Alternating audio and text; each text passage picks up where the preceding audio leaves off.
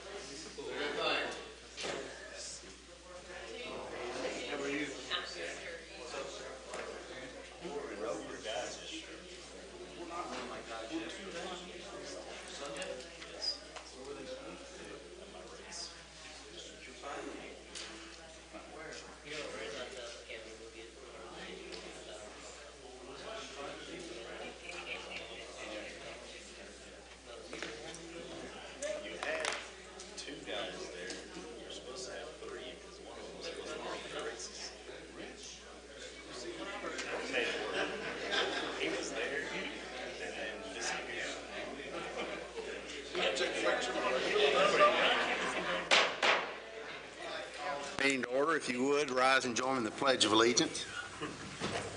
I pledge allegiance to the flag of the United States of America and to the republic for which it stands, one nation, under God, indivisible, with liberty and justice for all. Councilmember Narsh will lead us in prayer.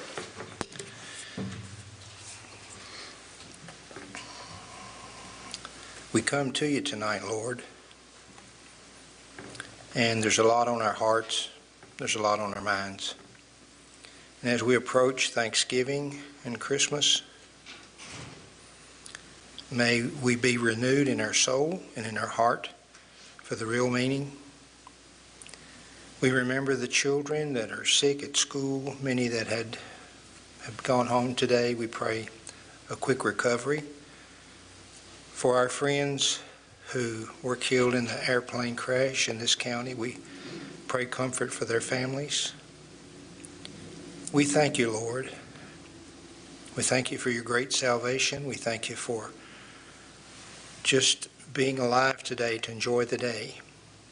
And as we just participate in this meeting, may we know that it's not just about us, it's about others first, and so help us to live that in our daily life. We need your help, we need your grace, and we thank you for it in Christ's name. Amen.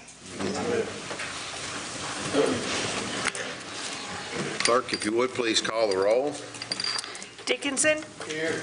Kirkpatrick? Here. Hammer? Here. Harris? Here. Witcher? Here. Gross? Here. Honeycutt? Here. Lowry? Here. Neal? Here. Oliver? Here. Gauntz? Yes, ma'am. Norris? Here. All present. Thank you. You have in front of you a copy of the minutes from the October 23rd meeting. Are there any additions or corrections to those minutes? That being the case, I'll entertain a motion to approve. Have a motion and a second. Second. All in favor signify by saying aye. Aye. All opposed? Motion carries. Thank you. First item on the agenda tonight is Mr. Scott Young, General Manager for the Glasgow Water Company, is here to give his annual report. So, Mr. Young, the floor is yours. Excuse me while I get mic'd up here.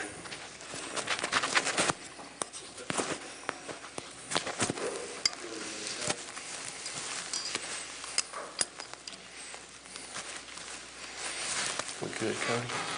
Thank you, Mayor, members of council. In the essence of time, I have a lot of information that I would like to present to you tonight and go through and go over regarding our organization. And I'm going to do that fairly quickly. Please feel free at any time to stop me if you got any questions, and we'll get started. First thing I'd like to do is kind of explain and to the people at home, the people watching, and in the audience, and briefly describe the Glasgow Water Company and what we are. We are the 14th largest water utility in the state of Kentucky among approximately 340 utilities, and that's based off of population served. We have a service area that encompasses basically about 444 square miles. That does include the majority of Barron County, Glasgow, a portion of Allen County, and a portion of Edmonson County.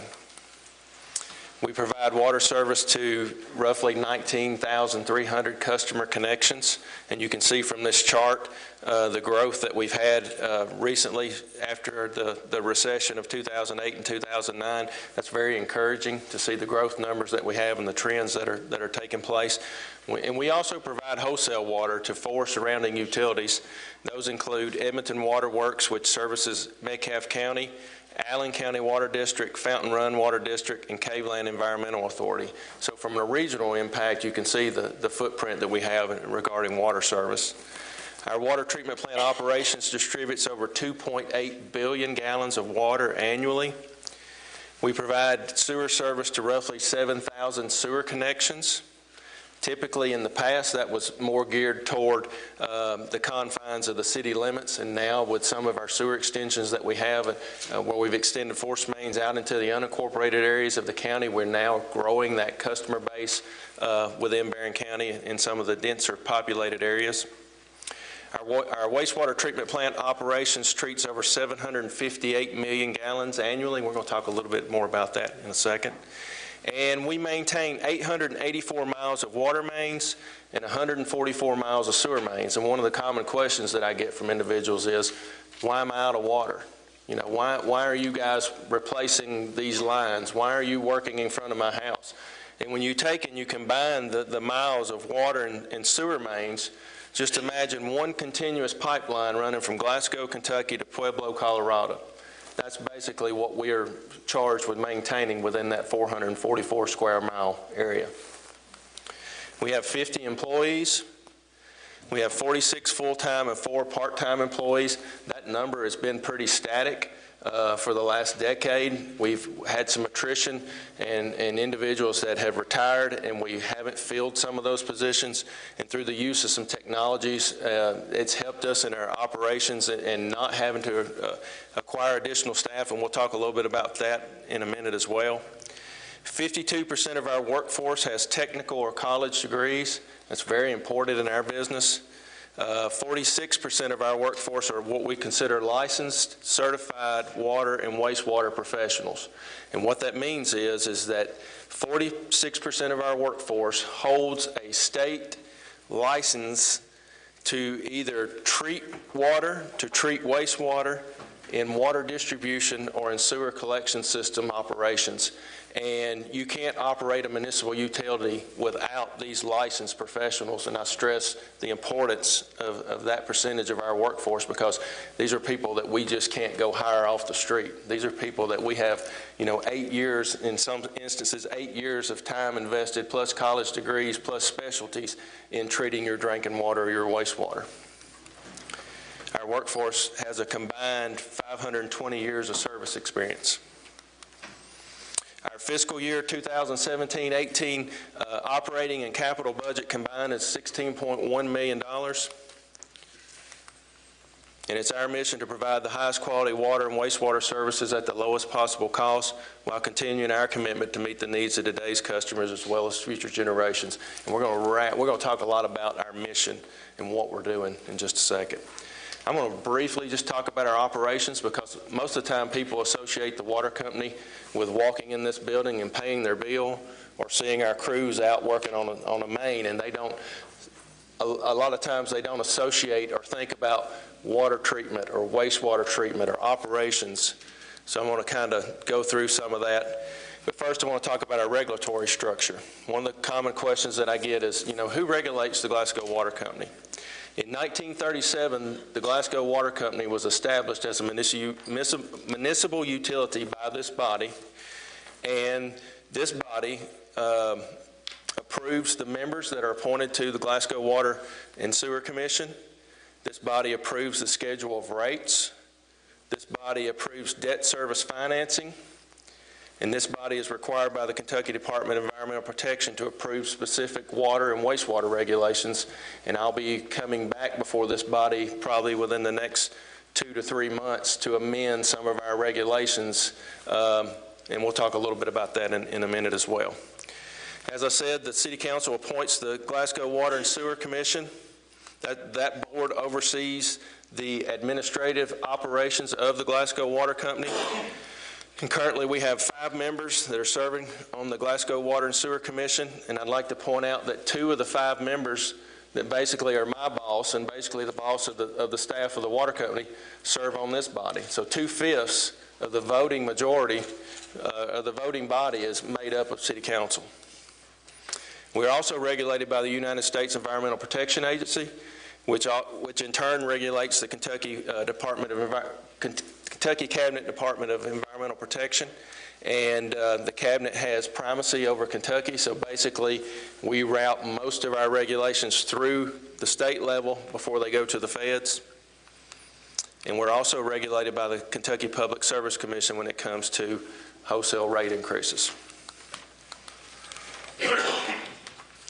This is our organizational structure. I'm not going to spend a lot of time on this, but I did want everyone to see the complexity of our organization and exactly what we do. And I could talk for days about individual aspects of each of those departments, but I'm going to kind of just hit some of the high points. And one of the things that's important when we talk about customer service is we average 5,500 customers a month that physically walk in this building to pay their bill or to acquire a new service or to acquire some type of adjustment or extension. And we also average about 3,300 phone calls per month from our customers. And that's pretty remarkable in that we only have 3 customer service representatives that service our customers. Our engineering operations, we perform basically the majority of all of our engineering design in-house. That we went back through and looked at the fiscal year for 16-17, and the in-house project design, had we hired that out with a consulting engineer, would have been roughly about $290,000. So you can see the level of complexity of what we do and administer in-house. Our engineering operations averages about 220 utility locate requests per month. That's pretty substantial. And one aspect of our operations is we have ground penetrating radar devices where we go out and locate water mains or sewer mains where we have no idea where they are. If they were installed, 50 years ago without tracer wire, we have the technology to do that. And in this current year, calendar year, year to date, we have located 44 miles of our system by ground penetrating radar, and then we come in and survey it with GPS and place it on our map. So we have a very detailed and accurate mapping system. Our maintenance operations, one of the biggest things, and it really ought to change from maintenance operations to maintenance/construction operations, because one of the biggest changes that we've within the last 6 years of our organization is that we basically do all our construction in-house. The only thing that we would contract out would be, for instance, a big sewer job that we're going to talk about here in a minute that everybody's witnessed that was, $5-6 million job. We basically do everything in-house. We oversee all our pump station installations, lift station installations, water, sewer main extensions, and from that we hadn't always done that. We used to contract some of those services out. So by going in and doing that and the cost savings associated with that, we've been able to save a tremendous amount of money and then take those savings and reinvest back into our equipment for our operations. Our systems operations, they're basically the guys that get to operate the logistics of the system every day, from tank levels to pump pressures, pump statuses to sewer lift stations. They're the guys that are getting the water complaints, going out and doing the daily testing within the distribution system. They're basically where the rubber meets the road in our system. Our water treatment plant operations, we have 2 water treatment plants. Our Barron River Reservoir Water Treatment Plant is a 12 million gallon per day capacity plant. Our Beaver Creek Water Treatment Plant north of town is a 2.5 million gallon per day treatment capacity plant. And as I said earlier, our operations distributes over 2.8 billion gallons of water per year. We have a state certified microbiology lab at our Lucas Water Treatment Plant, and that is staffed by 8 water treatment plant Class 4 operators and lab analysts. I tried to look online with the Division of Water and get an idea of how many state-certified micro labs there are, and the data that was online was old, but what I saw, if I interpreted it right, was 49. So we're one of 49 in the state that's certified and licensed to be a micro lab. And basically what that means for you as a municipality and as a customer is that we don't have to send the majority of our samples and our testing out to another lab. We do it in-house, and we actually do it on a regional basis for the other utilities around. It's a significant cost savings, and it's also a significant time issue in the operations of our system. In July of 2016, our water treatment plant operations was published in a national magazine, Treatment Plant Operator, for the work that they've done and the consistency that they've had over the past 10 years in water treatment. And we'll talk a little bit about that in a minute as well. Our wastewater treatment plant operations, we have a rated 4 million gallon per day treatment capacity plant. And recently we went through a plant expansion upgrade where we increased the hydraulic capacity from 6 million gallons per day to 10 million gallons per day. We'll talk a little bit about that in a minute as well. Capital improvement plan. What I included in this slide is I wanted to show you what we have funded for this fiscal year, 17-18. We've got roughly about $7 million worth of capital improvement plans, projects funded. And we completed for fiscal year 16-17, $8.7 million worth of capital improvement plans. And you can also see over the next 40 years, we're projecting a need of about $100 million. Our completed fiscal year, I'm not going to go through all this in detail, but I do want to hit some of the high points just to show you, rates, revenues, and show you how those funds are being reinvested back into our system. So fiscal year 16-17, we completed $8.7 million in capital improvement plans. At our water treatment plant, the biggest projects associated with that was where we went in and rehabbed our filters, our media within our filters and our tube settlers. That's basically the backbone of the treatment process in our water treatment plant, and that was at a cost of roughly about $300,000. At our wastewater treatment plant, this has been a project that's been ongoing in the 12 years that I've been here, and we developed a master plan. We're finally starting to see the light at the end of the tunnel associated with this, because what you all have as a ratepayer is a brand new state-of-the-art wastewater treatment plant, and we have a couple small projects that we have left to complete. We hope to have those done by the summer of 2018. Once we do that, we're going to have a ribbon cutting and an open house down there, invite city council and our ratepayers to come down, our customers to come down, tour the facility and see exactly what we've done. It's tremendous. It's very tremendous, something I get excited about. One of the biggest things that we recently did at a cost of about $250,000 is we went in and rehabbed our existing blowers, and we installed variable frequency drives, or VFDs, to improve our operational power efficiency and our peak demand. And a lot of this equipment was original to a plant upgrade that occurred in 1977. And through our efforts, we're seeing about a 38% reduction in power consumption. And that project has roughly about a 3.5-year payback. So it's pretty substantial. On the wastewater collection side, there's been a lot. That's basically what dominated our capital budget last year. The biggest of those projects was basically $5.4 million associated with our Southside Interceptor, and we'll talk about that in just a second. But one of the things that we did in conjunction with the Industrial Development Economic Authority was we extended sanitary sewer east of the Cumberland Parkway and up the Highway 90 corridor to service D&B as a part of a IDEA project, but it's also opened up, and through that extension, we've opened up that whole corridor for future growth and future sewer extension. As I talked about the south side, one of the things 12 years ago when I started the Glasgow Water Companies, we had 21 identified sanitary sewer overflows within our system.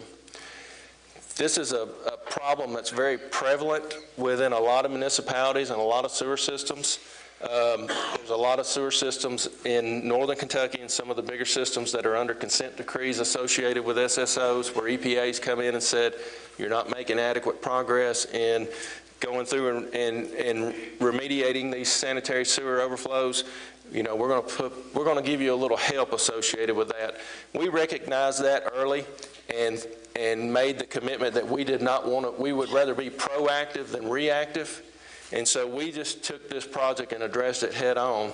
And it's been a multifaceted project, but essentially what we've ended up with since 2010, we went through 5 phases to go in our remediation project where we've extended sanitary sewer mains and we did some plant work, and a lot of this is all tied together.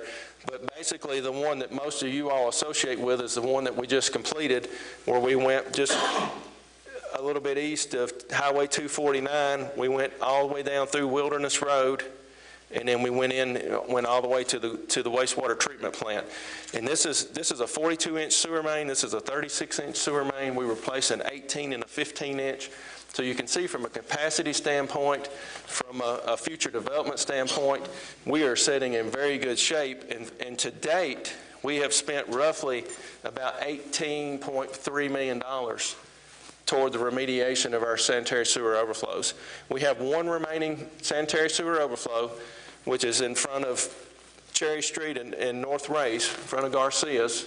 The last time that SSO has had an overflow was during the remnants of Hurricane Harvey. And before that, we hadn't had one in about 2 years. And that's how we kind of left that one to the end. But from what we have remediated and taken the wastewater out of the environment has been tremendous. And as we go through this, I'm going to kind of hit on some of the high points. You can just see the logistics of this project. This was one of those going into it with going through some of the neighborhoods that we went through and dealing with some of the logistical challenges. I mean, I think I lost a little more hair in the process. But this kind of gives you a sense of the size of the new installation that we're talking about when you see someone down there. This is basically the backbone of our SSO program. This is our peak, what we call our peak storm surge basin. This is a 7 million gallon bathtub. The walls associated with this are 26 foot tall, and the basin itself encompasses about 1.4 acres of ground. We were able to place this basin down in the floodplain, and especially designed for that.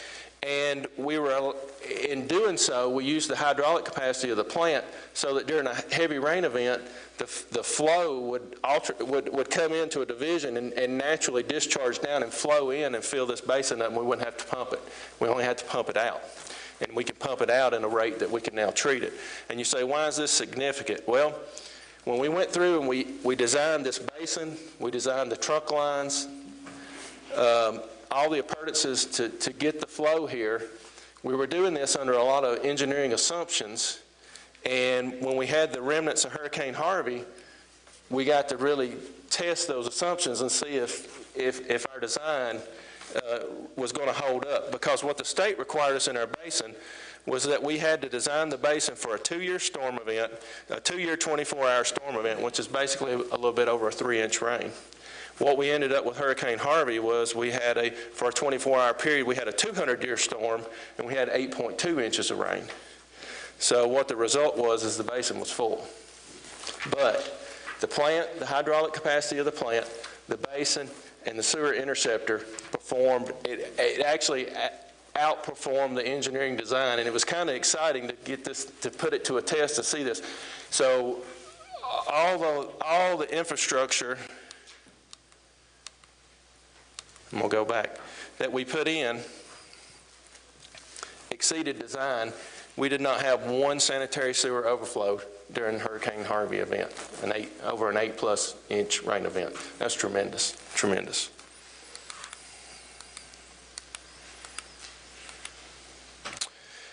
Since I've been manager of Glasgow Water Company, approaching 12 years, we've completed $37.6 million worth of capital improvement projects. And for coming up for fiscal year 17-18, we have roughly $6.967 million budgeted. I just wanted to kind of hit the high points. Of course, we talked about the last remaining sanitary sewer overflow in front of Garcia's on Cherry Street. That's a project that we're estimating a cost of about $450,000. Funds have been allocated within this budget cycle in our capital improvement plan to complete that. That project is currently in design as I speak, and this is a project that we are designing in-house.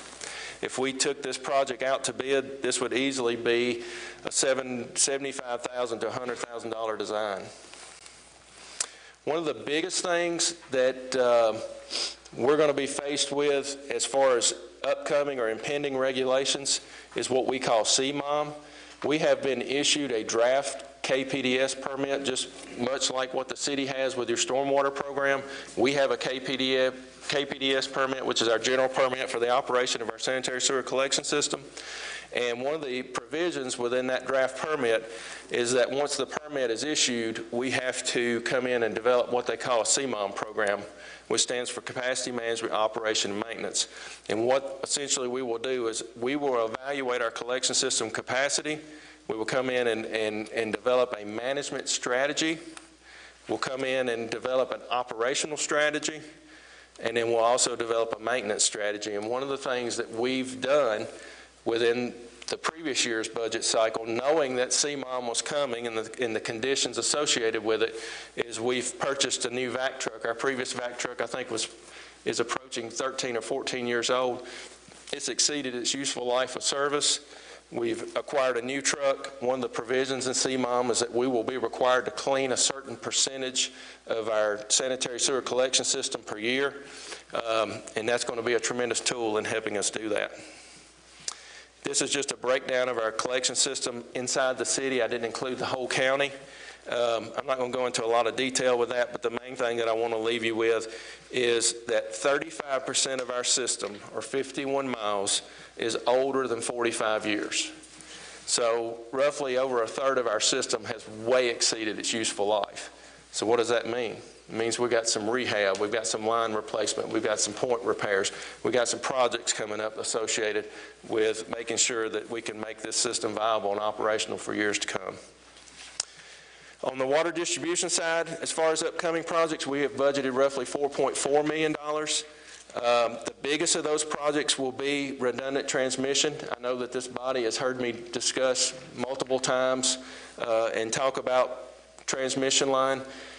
When Barren River Reservoir Water Treatment Plant was placed online in '65, it has an old pre-stressed 20-inch concrete line that services from the lake into town just south of where the new intersection's going in at Trojan Trail. That's the main hub that feeds our distribution system.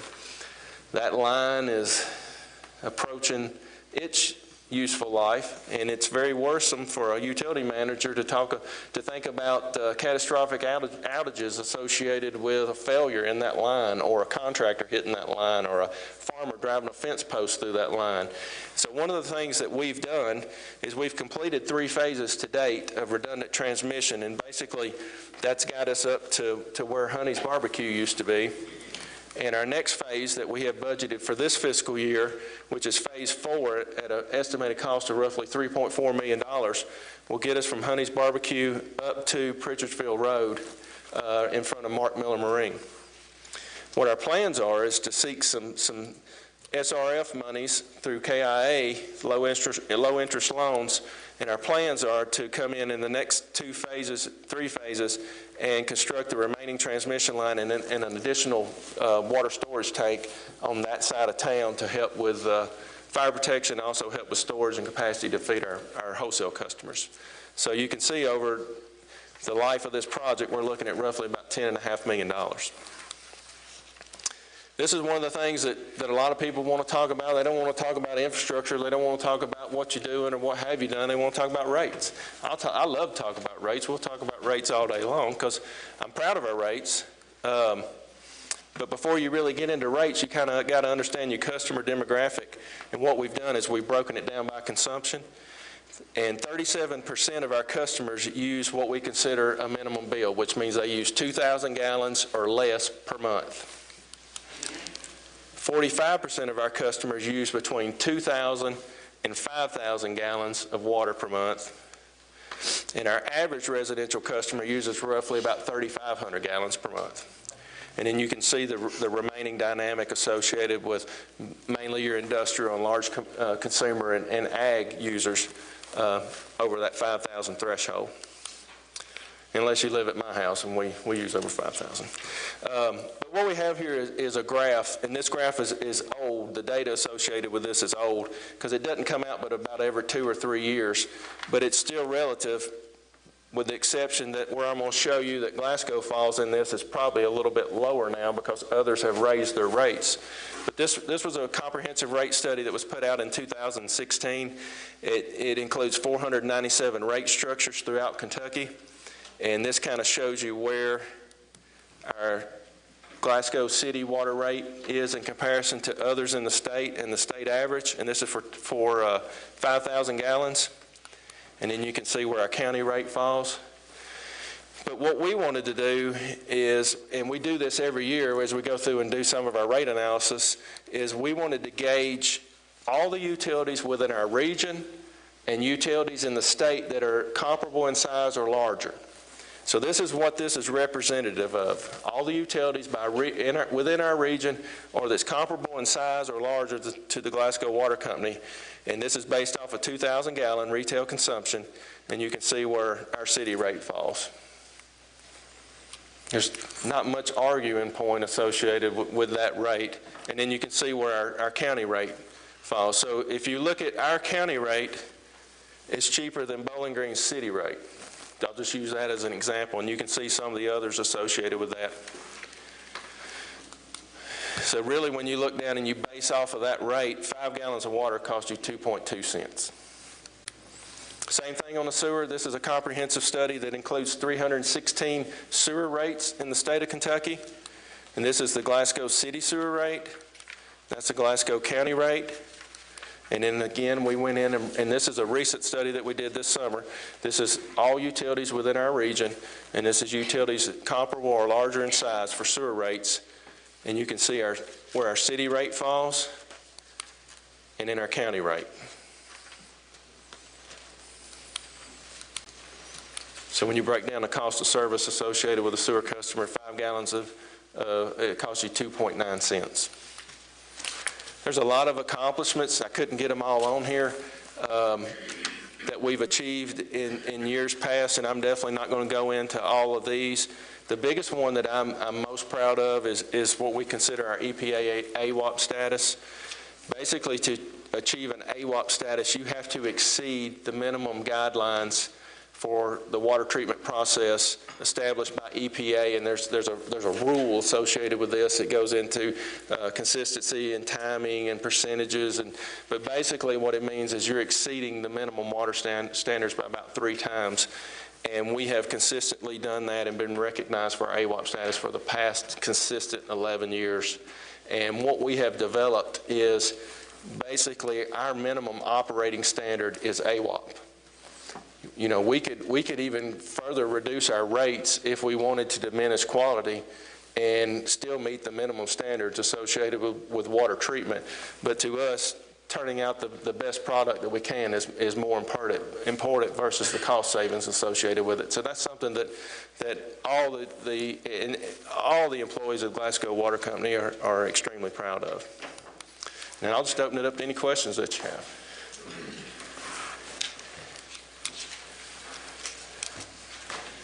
Yes. Just going around town, it seems like you're spread in a lot of different directions. I mean, from an efficiency standpoint, those were all under one roof, wherever that is. I mean, obviously that would make your job simpler, but just simple economics, I would assume, would save you a lot of money. And it definitely would, and that's what I would call we're experiencing some growing pains. You know, I look back at some of those numbers and you see how our customer numbers have increased over the years. The biggest obstacle that we have as a utility is from a regulatory standpoint, because there's provisions within the Clean Water Act, whether it's disinfection byproducts or whether it's, I won't get into all the technical aspects of it, but basically things within the industry are moving pretty quickly as it relates to water quality. And to go in and combat some of that, yes, we can implement new technologies and take some of that, but a lot of those, just addressing some of the requirements and regulations that are coming are going to require bodies. Going to require additional flushing programs, leak detection programs, metering programs. There's a lot of things associated with that that's going to require us to grow, and we have grown. And the logistics of carrying out a lot of these technical-oriented things within an office that initially, when it was started up within this building, was a great thing, but there were 7 people that worked out of that office. Now we've got about 17, 18 that's working out of that office. So from a logistical standpoint, that's an issue that we have that we're going to have to figure out. The other thing is that, we talked about our customers, 5,500 visits, foot visits per month. That's 5,500 vehicle traffic visits per month that are coming to this square, that are looking for a parking spot, that are walking through this door. We have the issues associated with we don't have a drive-through. The drop box is not accessible to someone in the car. They have to physically get out of the car. So there's some. It's just, yes. And then when you get into a production-based aspect of it, yes, we have a maintenance building. It's located less than a mile down the road, but there's 9 guys down there. And for us to have a system meeting to go over and implement some of these things, we're either going down there or they're coming here. There's lost time in production associated with that. It's just, there is some logistical challenges to being spread out like we are, that being consolidated down the road definitely would help our operations. Plus, it would make us, we could expand some of the technical capacities of that. I would love to have a room that what I would call our war room, where we've got all our SCADA systems up, our remote camera systems up, where we could go in and dispatch during emergency situations and really address some of those things and better our customer. We just don't have the means nor the room to do it. But we've always placed an emphasis on improving our system and these capital projects versus even remotely addressing something like that. So our mindset has always been, let's take care of the things that need to be taken care of.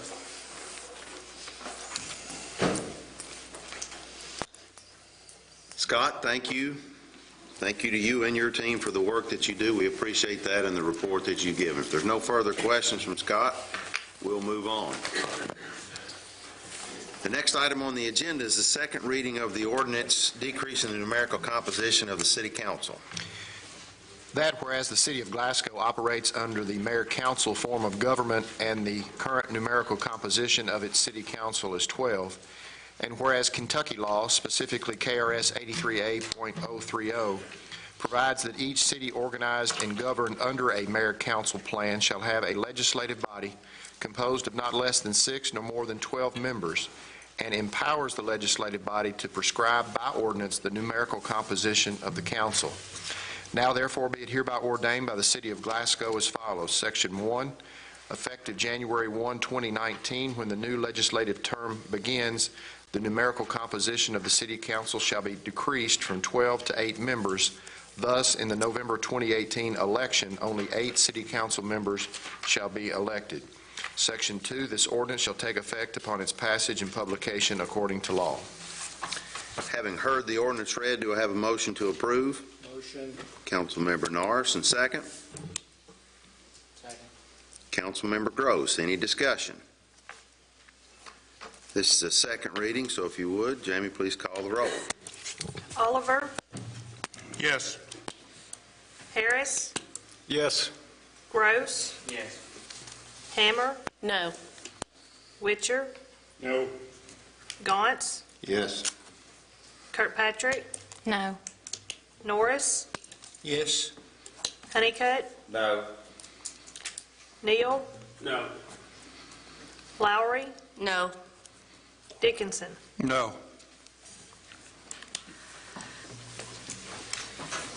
Seven, 7-5, the motion fails. Next item on the agenda is the second reading of the ordinance amending the parking ordinance. No, excuse me.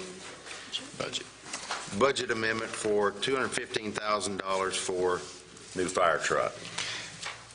Be it hereby ordained by the City of Glasgow that the City of Glasgow annual budget for fiscal year July 1, 2017 through June 30, 2018 is hereby amended as follows. Section 1, there is hereby appropriated from the unappropriated general fund the sum of $215,000 to be transferred to the Fire Department Technical Equipment Account 010-2250-8505 for a fire pumper rescue truck. Section 2, this ordinance shall take effect upon its passage and publication according to law. Having heard the ordinance read, do I have a motion to approve? Motion. Councilmember Neal, and second? Second. Councilmember Kirkpatrick. Any discussion? This is the second reading as well, so if you would, please call the roll. Kirkpatrick, Yes. Dickinson, Yes. Hammer, Yes. Oliver, Yes. Gross, Yes. Neal, Yes. Lowry, Yes. Gauntz, Norris, Yes. Honeycutt, Yes. Witcher, Yes. Harris. Yes. 12 yes. Motion carries. Thank you. Next item now is the first reading of the ordinance amending Chapter 72 of the parking ordinance. This is an ordinance amending City of Glasgow, Kentucky Code of Ordinances, Title 7, Traffic Code, Chapter 72, the parking regulations, and I'll just summarize the pertinent sections for the council on first reading. Under Section 72.12, parking restricted on the public square, subsection 2, the change is no truck larger than 1 ton. Currently, it says 1/2 ton.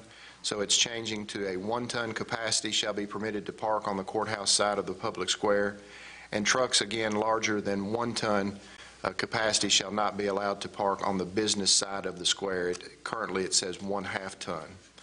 Then subsection E is taking out an antiquated provision that says that business houses located around the public square and maintaining small delivery trucks shall be provided with a 1-car parking space for their truck after making application in writing to the police chief and after providing themselves with a parking standard to be set in place. That has not been done in quite some time, so that provision is being taken out, or proposed to be taken out, rather. Section 72.15 regarding cattle trucks in residential zones. The recommendation, I believe, of the Public Safety Commission was to increase that from 50 feet, which is what it is currently, to 150 feet from an occupied dwelling. That is in both subsection A and subsection B. Having heard the ordinance read, do I have a motion to approve? Councilmember Honeycutt, and a second? Second.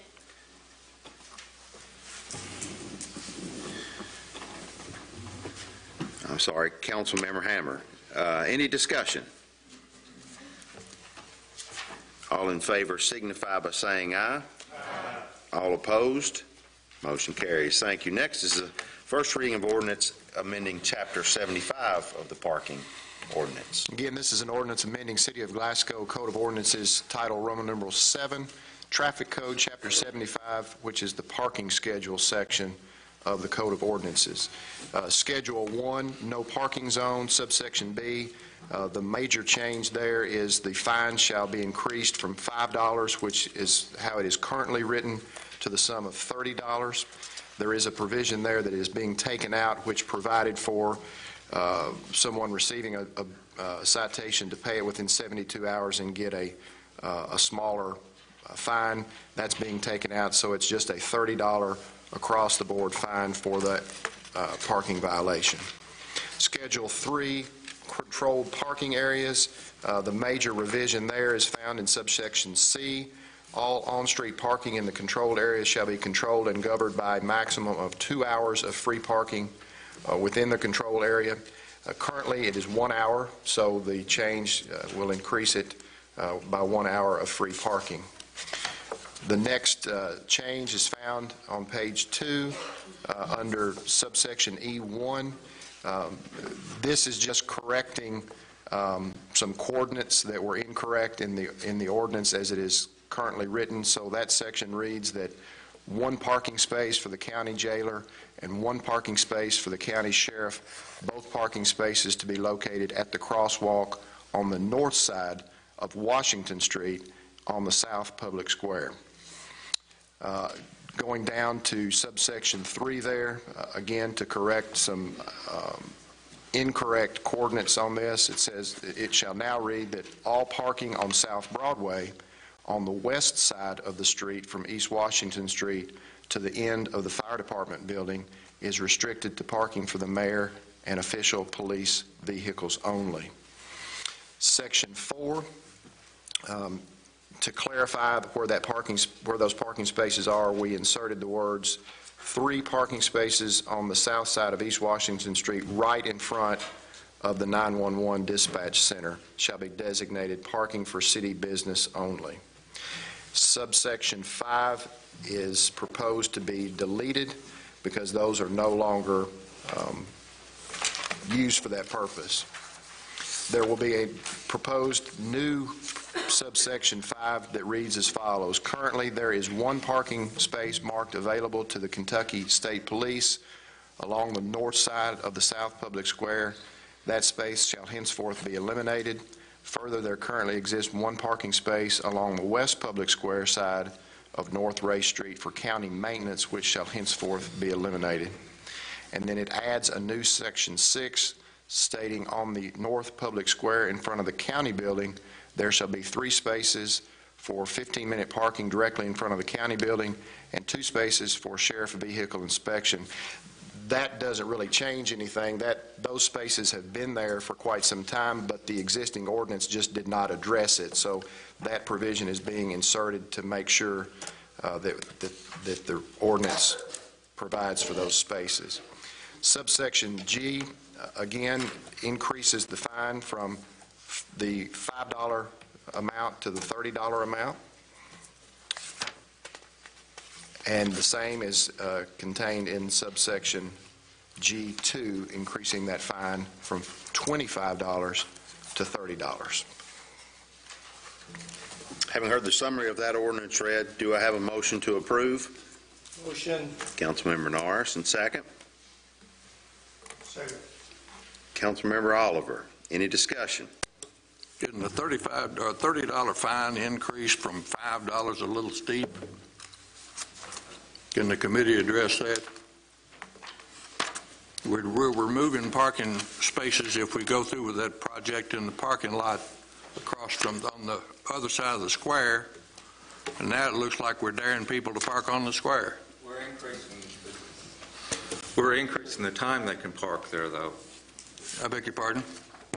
Isn't that right? We're increasing the time to 2 hours. We're increasing the time to 2 hours. Also, the $5 fine was put into existence, I believe, and the ordinance was 1968. So $5 in 1968 would probably be pretty equal to $30 in 2018. There's the one fine there too that was only changed from 25 to 30 there at the end. Correct. Any other discussion? All in favor signify by saying aye. Aye. All opposed? Aye. And the motion carries. Thank you. Next item on the agenda is a resolution for the city to make application for a Firehouse Subs Public Safety Grant.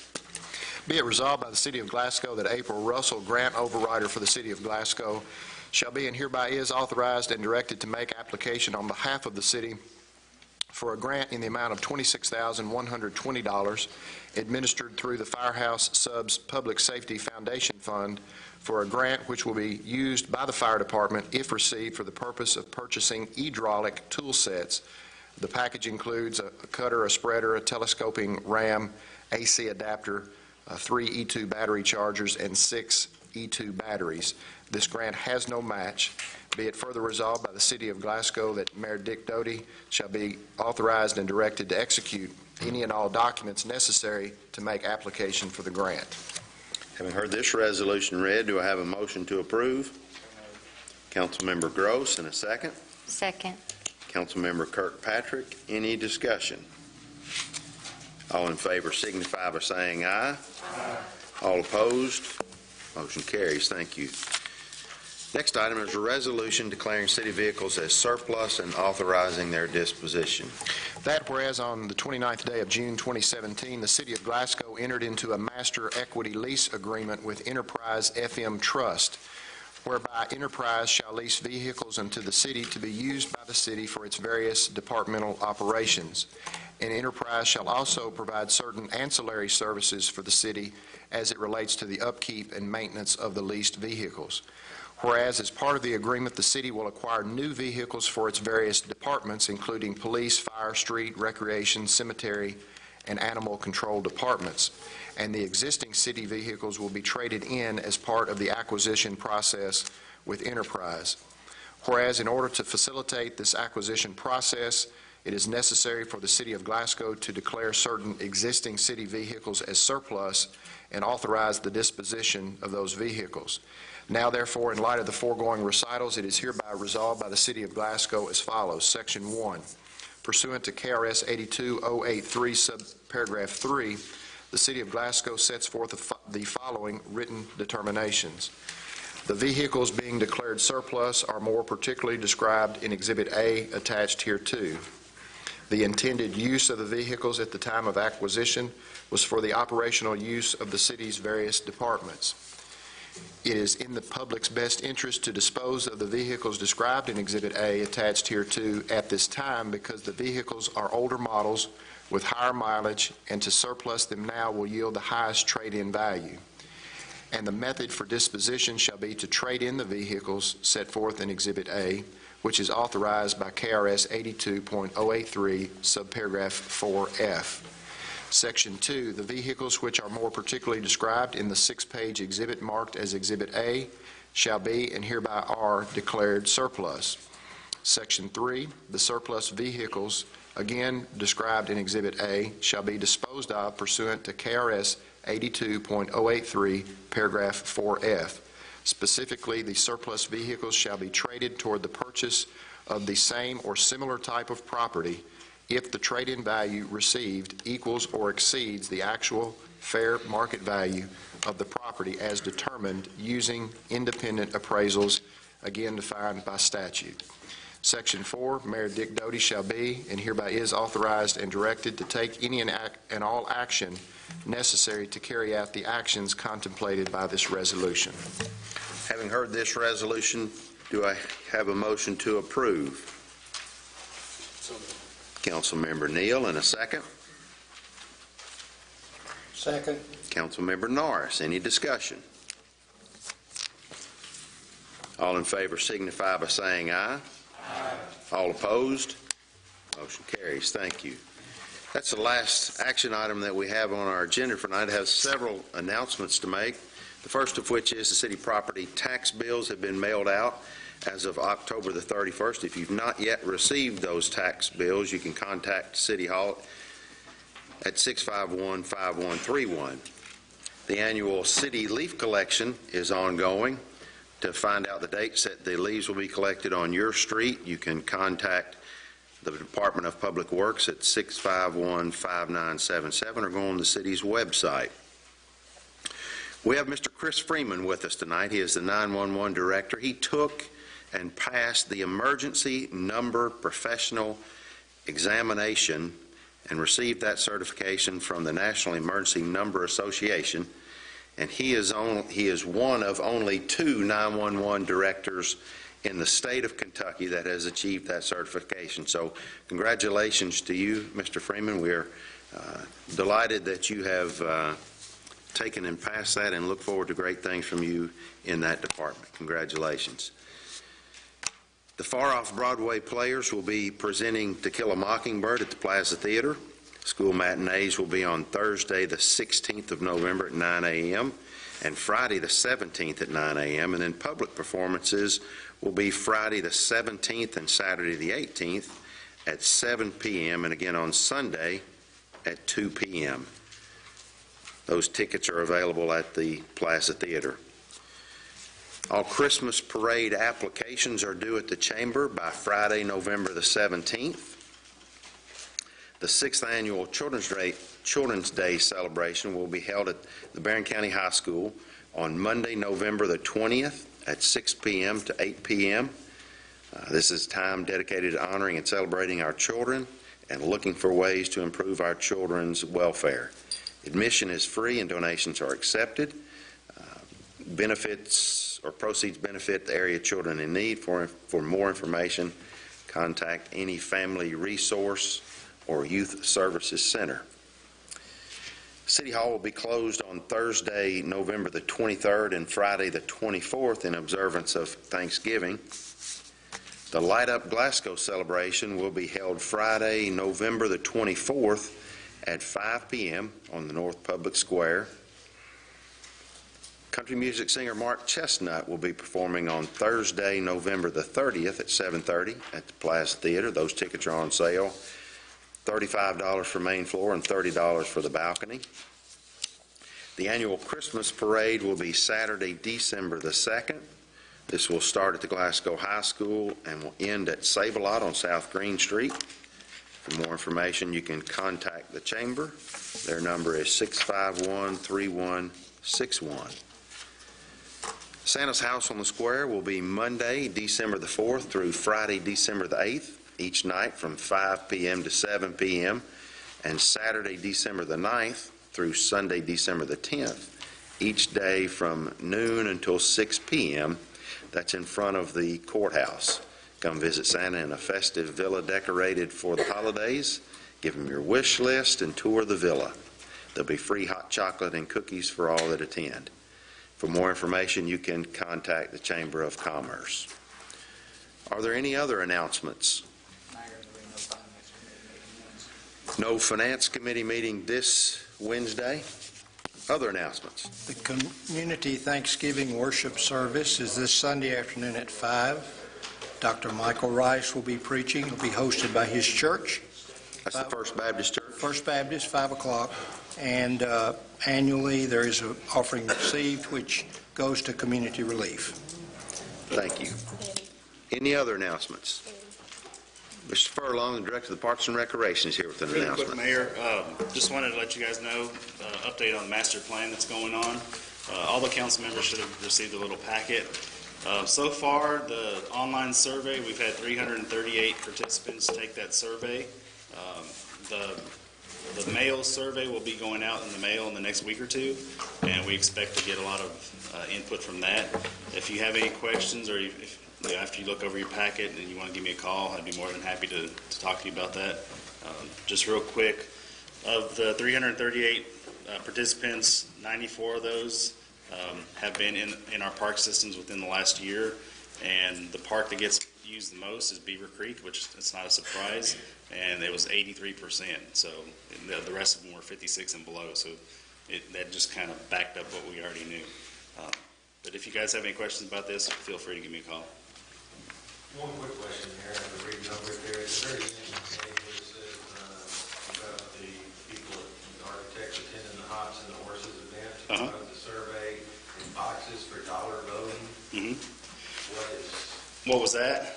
Basically, they came to the Hops and Horses event, and they had a booth set up where they had boxes, and they had aquatics facilities, athletic fields, open space, etc.